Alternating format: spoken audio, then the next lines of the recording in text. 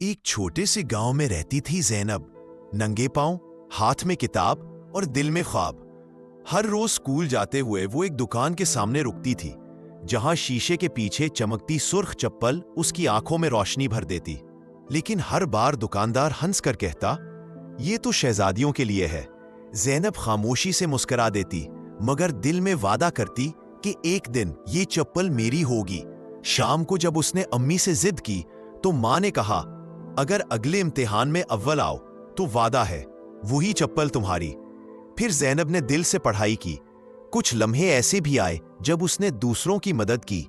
راستے میں ایک بزرگ خاتون کا ٹوکرا گر گیا۔ زینب نے جھک کر سب اٹھایا، کیونکہ وہ صرف نمبر لینے نہیں، دل جیتنے نکلی تھی۔ نتیجہ آیا، زینب اول آئی۔ اسکول کے صحن میں وہ خوشی سے اچھل پڑی، چہرے پر کامیابی اور آنکھوں میں وہی خواب۔ ماں نے وعدہ پورا کیا، زینب کو لے گئی بازار، وہی دکان، وہی شیشے کے پیچھے خواب۔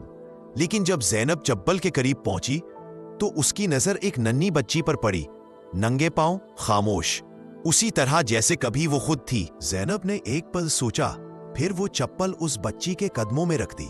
ماں نے حیرت سے دیکھا۔ زینب نے کہا، امی، اب میں دل کی شہزادی بن گئی ہوں۔ یہ دیکھ کر دکاندار نے مسکرا کر زینب کو ایک اور جوڑا چپل تحفے میں دے دیا۔ اب دونوں بچیاں سرخ چپل پہنے، ہاتھوں میں ہاتھ ڈالے گاؤں کے راستے پر چل رہی تھی، نہ صرف خواب پہنے بلکہ کسی کا خواب سچ کر کے۔ آسمان پر سورج تھا اور نیچے زینب، جس نے سیکھا کہ خواب وہی جو دوسروں کی خوشی بن جائے، اور دل کو سکون صرف دوسروں کی مدد سے ہی ملتا ہے۔